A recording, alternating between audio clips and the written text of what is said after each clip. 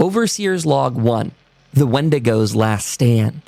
Hello, everybody. My name is Kyle, and you are listening to the Overseer Log series. It is a sub-series, part of the Tales from Tomorrow podcast. Tales from Tomorrow is our TTRPG group playing Fallout, the 2D20 game presented by Modifius. If you have not checked out Overseer's Log 0, please go ahead and go back and do that. I give you even further background on it. Today's is going to be just a quick update, so I'm not going to rehash too much of the first. We might do some recaps in the future. Today's is actually going to be spent on recapping the game, not so much the entirety of the series and what we're doing. There's going to be a little bit of updates about that at the end. I've been trying some cool software. Shout out to Dungeon Draft. Really liking that for some new maps. But I'll get into that a little later. Today's is just a fun Friday episode check-in. The current situation in the game. Let's see what we've got. Our party is in the Magic Grotto facing the Wendigo. Hell's Bells. That was a previous player character who no longer is with our group. I don't really see her on Twitch these days. Since that time, her character has gotten into a little bit of trouble. She was injured by the Wendigo, and Sam has now stabilized her. Conventional weapons have proved really ineffective against the Wendigo. It's got a really high damage resistance and energy resistance. So the team is having a little bit of a hard time getting through and landing some shots on it. Or I should say the shots are hitting, they're just not leaving meaningful health point damage. The team discovered an untouched radiation-free section of the cave. Woo! That is the fun of narrative storytelling with a group. I want to dwell on this bullet point that my comrades, I had no idea what their plan was for that night. I knew that we were going to be continuing with the Wendigo battle. This was our Sunday, 7:30 p.m. Eastern time broadcast we do over on Twitch. I knew my friends were picking up in the fight where they were going to continue battling the Wendigo. It had just retreated down a little hallway in the cave, a little pathway, and they couldn't pursue it directly because there was a lot of radiation there. If they were ending their turn in the radiation, they were going to be taking somewhere about 5 combat dice worth. They instead came up with the idea to use a frag mine to try to blow up some of the wall, creating a cave-in that might cover up the radiation. This sort of worked, though it covered up a lot of the hallway, too. It was a unfortunately failed throw on Raven's part with that mine, and it didn't work out as planned. That's a normal thing in this game. What it did offer up, though, was a whole new hallway, which let us experiment and explore with Mac's character, Raven, having a connection with the Mothman. She is a Mothman cultist, a bit of a renegade rogue one that's gone off, and I'm curious to explore her story myself. As the game master to this, I am not 100% in the know of people's characters. I like to play things a lot more off the cuff. What they tell us on the scene quickly becomes a part of the character's journey. I think all game masters do things differently. I'm not a guy that likes to plan things out a lot, even podcast show notes. Sorry if that's why they turn rambly, but they're honest and from the gut, even if they present poorly, whether that's the show or the podcast. I'm sorry if they ever present in a rambling fashion, but at least you know it's 100% genuine. My games could never be scripted because I would never be able to stay on script. And that does go for my creation of characters in the game as well. I really create these people on the fly, and then we sort of generate some art and background for them later once they're created. I think that's probably common for a lot of GMs. You need to do that on the fly. But still, I don't even plan out much of the main characters in towns, and that someday may undermine me a bit. I don't know. It just for now has been an absolute blast, and I wind up falling genuinely in love with these characters on the spot. That's the cool part to it. This isn't Kyle saying, I have the best way. This is saying, this is my way. And I really like it. I did not pre-plan when they met their Alfred, Mr. Handy robot, much.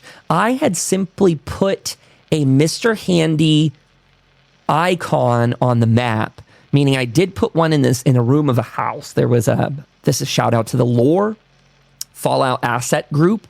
Lore, I believe the guy's name is Will, makes these great Fallout assets, the art design we use for our maps. It's wonderful. But there was a Mr. Handy outline and I put it down on the map.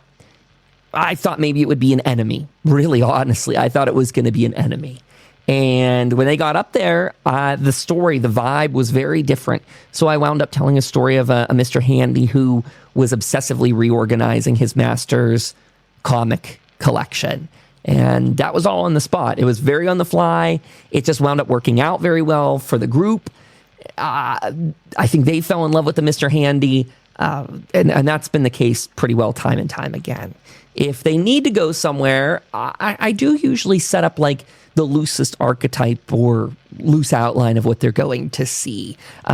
For Rusty Dusty Bones' farm, I never could even decide on a name for him. I liked Rusty Bones and Dusty Bones, so I just threw it together that people call him whatever because he's sort of a ghoul trader that just lives on this farm out in the middle of basically nowhere, that he has some connections with the raiders that mean he doesn't get attacked or anything, and maybe even can get some of them to start working for him. We'll see.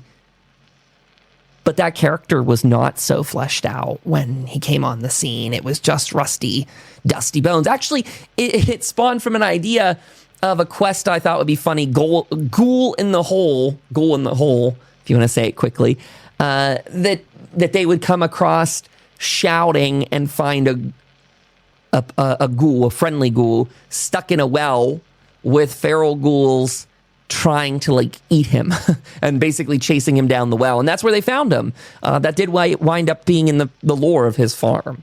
So that's funny. That's an idea I had months prior. So back on track. I have an outline. Let's stick to it. We were saying that they had tried to blow up a part of the hallway in the cave. That wound up having a cave in. Raven's character got to use some of her connection with the Mothman. She saw some purple glowing eyes, and she went and she followed them through and down this hallway. The hallway was long, but it wound up taking her to a secret grotto, which has been completely radiation free and untouched, which is really awesome to play with. Like, really awesome to play with this. I'm so excited. This was also completely unplanned. That was the point of this long tangent I just had, is that I really didn't have a secret grotto planned into the Wendigo's grotto. It was just going to be a regular cave of sorts. And I'm so sorry, I forgot the attribution of where that map is from. It might be from the lore Discord server, or it's from the Fallout 2D20 Reddit group. I don't remember, and I've tried to find it because I'd like to credit the person, but without spending a couple hours digging it up, that has not happened yet. So if anyone knows, please do shout that out. I'd like to give them credit. I also maybe want more maps from that person. So completely untouched part of the cave. I am so excited about this. I teased them that if they wanted to relocate the people from Hope there, that they could. They said they might want to keep it as their own secret bat cave. I think it's all very cute. It's their untouched space to do what they want. They may even forget about it for all we know. But hey, they might put a settlement there. They might put a little, I don't know, defendable spot. Maybe it's just their stash house of sorts. But that all is very cute and very cool. And I'm very excited to see what happens there. Well, let's see. Key plot points to address. The immediate threat of the Wendigo. Yeah, it was eating their friend, Hell's Bells. They did figure out that's who that was. They didn't know the first week. They weren't sure if it had Hell's Bells in its grasp, and upon closer inspection, it was. In fact, when Raven's getting through her section of the cave, when she's exploring the grotto, she gets further guidance from the Mothman that leads her to the Wendigo, where it's holding Hell's Bells. And they were kind of taking this slow approach to get up there and see Hell's Bells. And I was like, you guys, it's literally eating her. I was, I never want to railroad the players in what to do, but I was also trying to express to them, like, if you take any more time, your friend is going to be dead, because she was literally being eaten by a Wendigo. It was pretty bad. But they did manage to stabilize her. What else? It mentions the Mothman's eyes. We talked about how that led Mac there. She also had a little moth that showed up in the grotto and guided her. What else? Urgent messages from Hope. They do. Oh my gosh, they've only got about a day to get back to Hope after this. So once they're done, they have to book it Whether they kill this Wendigo or they flee from it, they gotta go. Because, oh my goodness, I'm just having a thought. Write that down, Kyle. Write that down. Sorry, I'm having thoughts for the plot. But they got to get out of here because Hope needs them. Hope is in bad shape. I want to talk about this for a moment. It's not even in my notes, but this is a really important thing to discuss. We are going to use the settlement system that comes in the Modifius Settlers rulebook. That's an additional guidebook for the game. It gives rules on how settlements should work, and to my understanding, these are mirrored with how Fallout 4 settlement mechanics work. That you must provide power and water, food, electricity. I said power. Defenses. You get the settlers there, maybe through radio beacons and stuff that bring them faster. Yeah, it's one of those systems. And it's actually pretty nice. I like it a lot. If you're a town building person, it seems cool. I don't know if it's going to be perfect. I don't know if it's going to be needing homebrew tweaks. I'm guessing it will. But we're going to handle this as a mini game. We're going to probably do the settlement management on a once a month basis, depending on when people are absent from the group. If we have anyone that's out a week, instead of progressing the plot, we might just do settlement management. And so settlement management, in a way, is probably going to happen almost a little bit out of time and space. If they're away from town, I guess that'll be what it's dependent on. In the game, you are supposed to appoint a townsperson as the head of the settlement when your player's away. So they do designate an NPC to lead it. And then I think what they're kind of doing on the road is just managing via proxy, that they're, in a sense, not having role play attached to managing the town, but they're just like, I mean, they're effectively tapped into that person's brain and kind of relaying the thoughts. Like that person, you could say that they told them in advance, gave them a list of to-dos that they think, blah, blah, blah. I'm working this in with quests. I am going to encourage them when they return to Foundation. When they return to Hope. They are going to start working on rebuilding the town through some local quests. They know about these quests loosely. They're just sort of gather, kill, etc., quests. And with that, they're getting rewarded with some of these things being built and sort of unlockable for them. If they complete this quest, then the trading depot can get it set up. If they...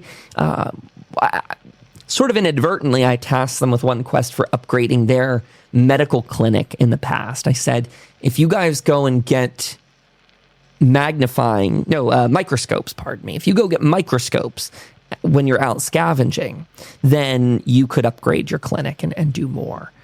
I don't know how much I fleshed that out for them. So if they're listening to this, you kind of have the answer now. It's not any kind of secret.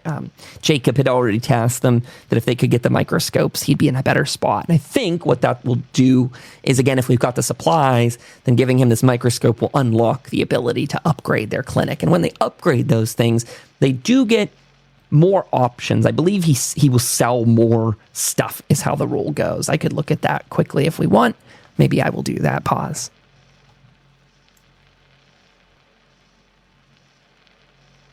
I'm back. I've referenced the notes.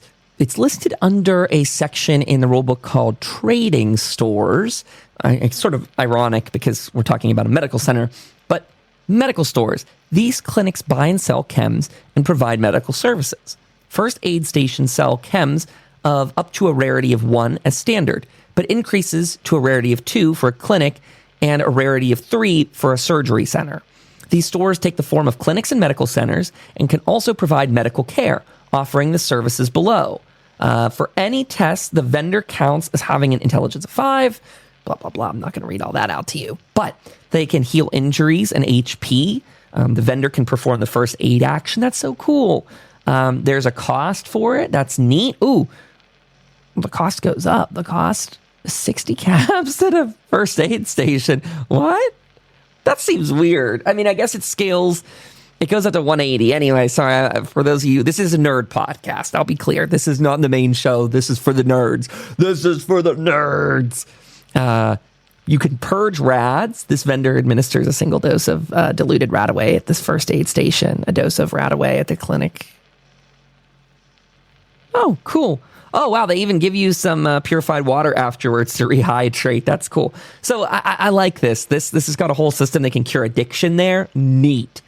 So by doing the steps, doing some very reasonable building steps in the game, my players are going to be able to unlock these different buildings. And the fun thing is we're addicted to the characters. We're addicted to the NPCs. I like Jacob. I like these people. I like helping them. And I like seeing my players have just as much interest in that. It's very neat. Since we're on the topic of town building and the grotto itself, let's talk for a minute about a new program I got called Dungeon Draft.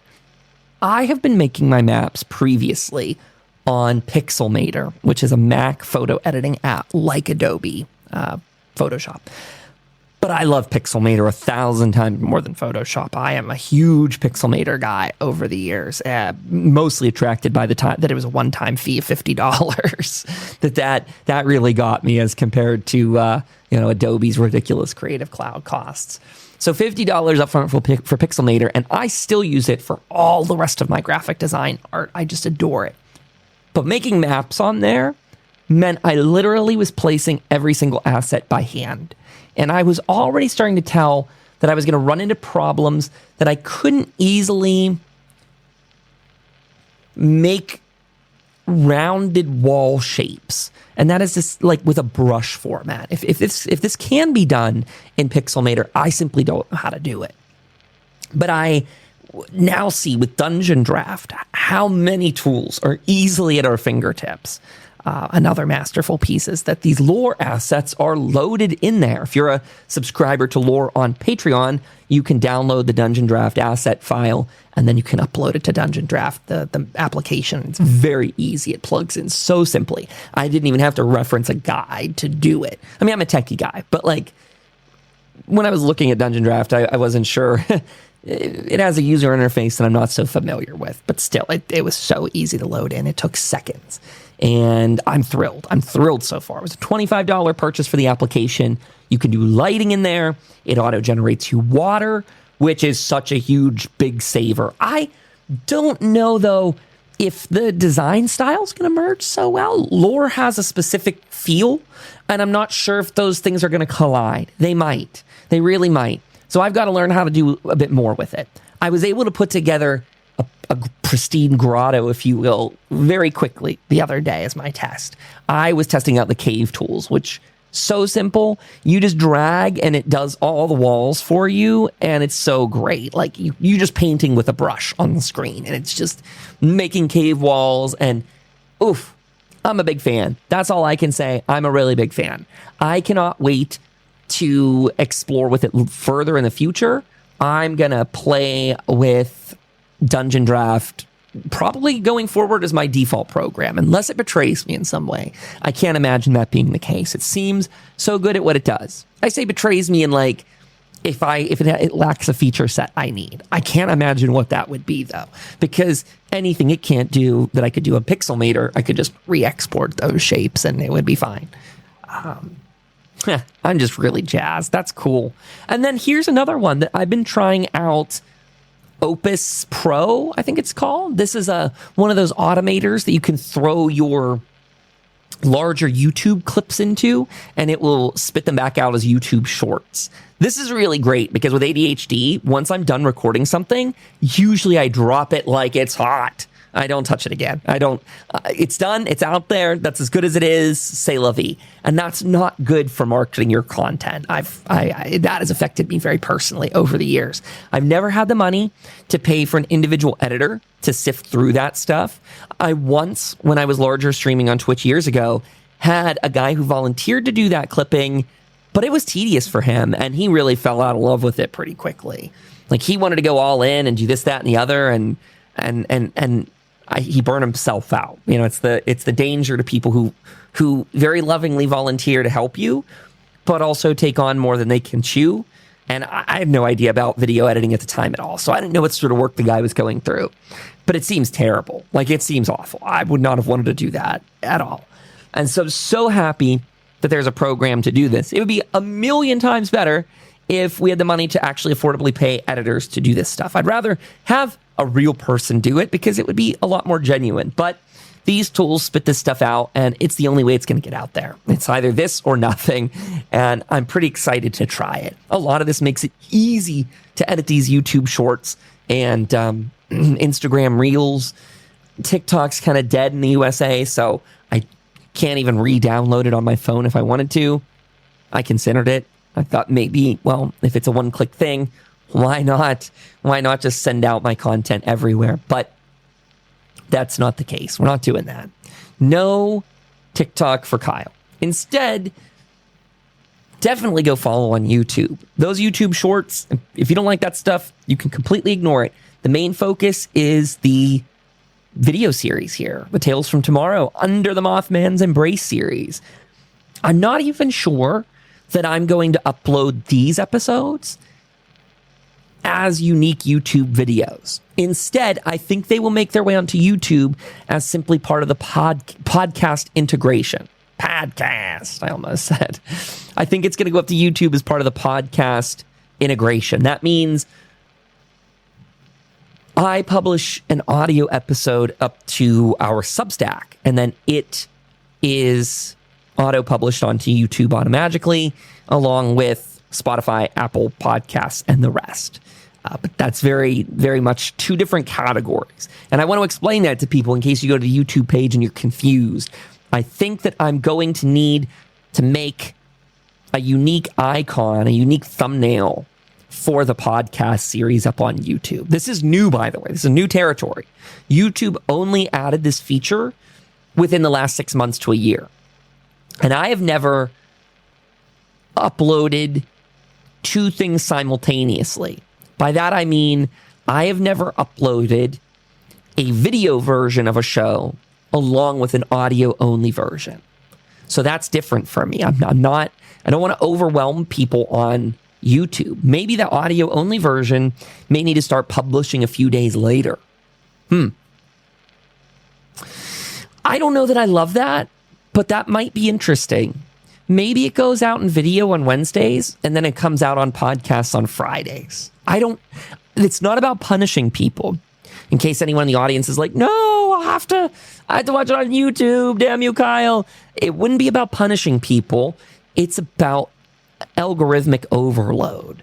If I publish our video version of the show on Wednesday to YouTube, and then I release the audio-only version of it to Substack, to Spotify, and to YouTube RSS feed, also on Wednesday, people are getting two videos that in thumbnail look identical, in title near look identical, and I think that's confusing. I think that could very well be a confusing thing. Thanks for letting me brainstorm with you all. If you have an idea about this, chat with me in the Discord server. I'd love to hear it. I really would. That'd be great. I think I might do that. Is that what I want though? Then I lose that really great write-up being published on the same day. I'll think about this. I will think about this. I think they're going to almost need to be a different day. And maybe having them on two separate days will ping people so they don't really forget. That'll change a little bit about how I post to Instagram maybe, but that's okay. That's no worries.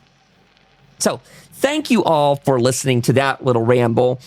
Check out opus.pro if you want. I'm not sponsored. I wish I were. I paid for it last night. Thanks. And then the other one, Dungeon Draft, also not sponsored. I paid for that as well. So cool shit. Both of them. This is a moment I want to leave it open to all of you to give feedback. This is maybe also a reminder to leave feedback below. If you could give us a 5-star rating or a thumbs up on whatever platform you're listening, that would be super helpful. But don't be shy in the comments section. This is a game that I really want to build community around. Not just my GMing of it, but I'd love to see other people in our Discord server host some games. I'd love to invite people from the audience to come and play. I can even foresee us having a system where we host a couple one-shots or two-shots. And then if people from those groups ever want to play guest roles in our main series, that would be so fun. I would love that. And maybe people will even become like recurring or full-time characters in the future. We're just having fun with this universe. There is no winning. There could be losing if you die, I guess. But no one's kicked out of the group. No one's kicked out of the table. It's a loving group of people. We're here for fun. We're here to be together and have camaraderie with one another. It's just absolutely lovely. I adore it so much.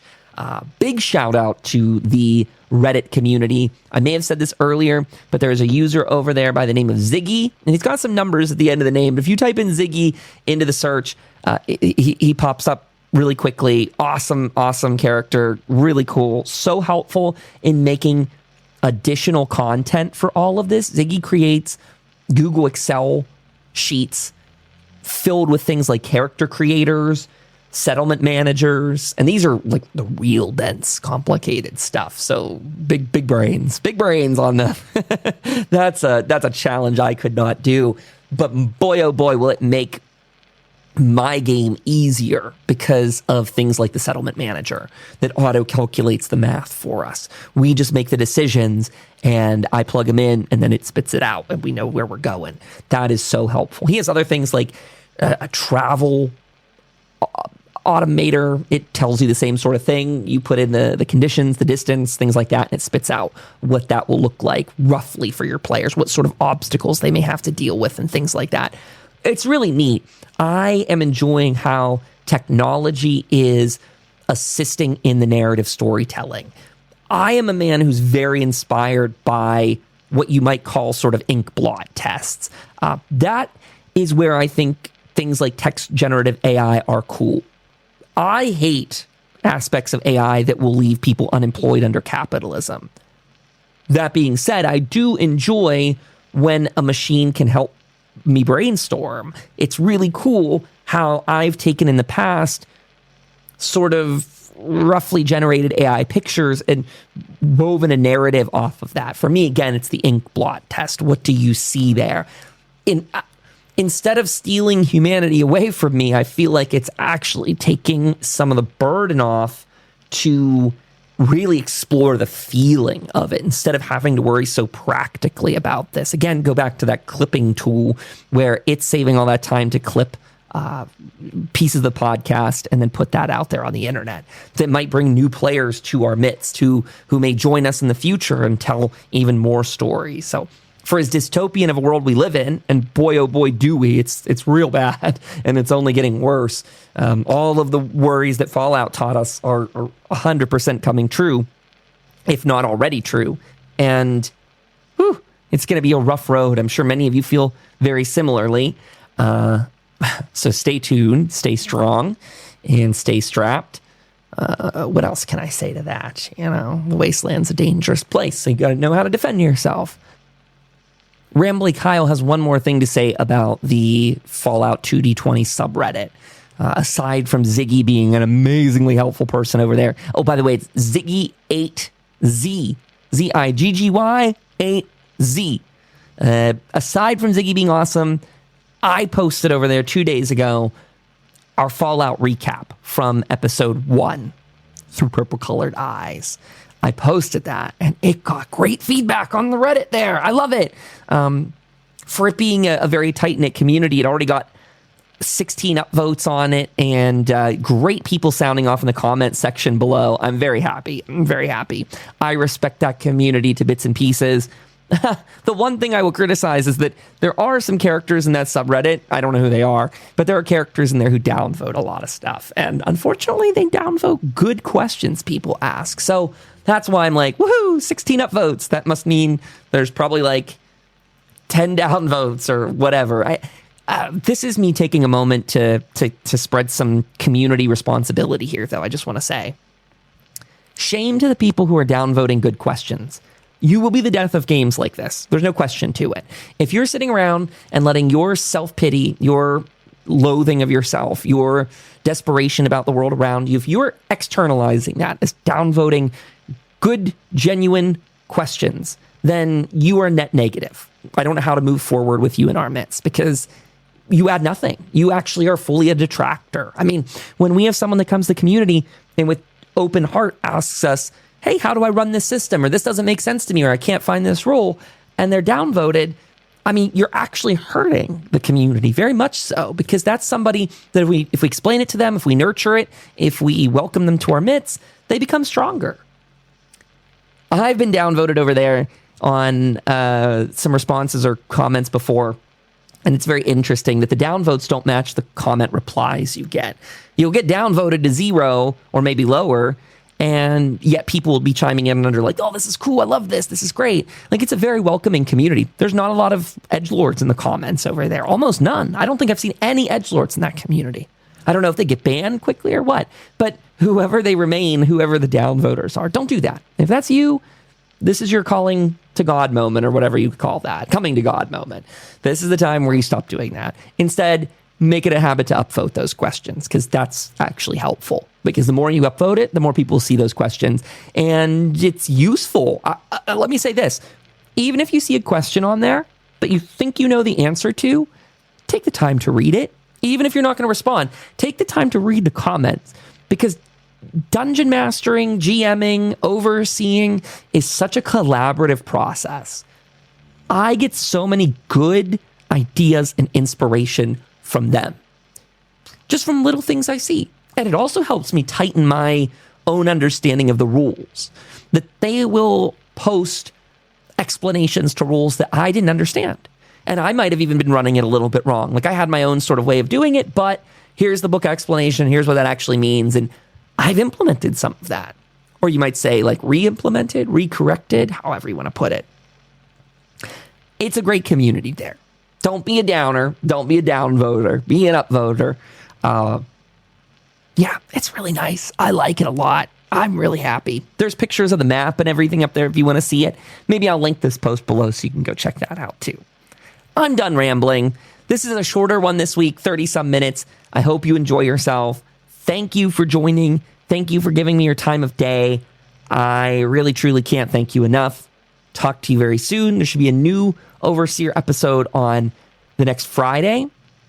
There will be a new podcast and, I should say a live stream recording on Sunday at 7:30 p.m. Eastern Time. We start the pre-show, half an hour there, and then we get into the plot at about 8 p.m. Eastern Time.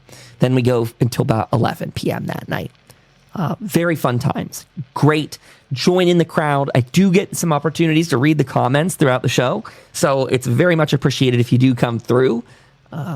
Then that episode will be out on Wednesday afterwards. So again, our release cycle is a new episode on Sundays at 7:30 p.m. Eastern Time on Twitch. That goes out syndicated to YouTube on Wednesdays, Substack as well at the moment. And then Fridays, you get an Overseer log, and it loops back around all over again. Wastelanders, stay safe out there. Talk to you next week.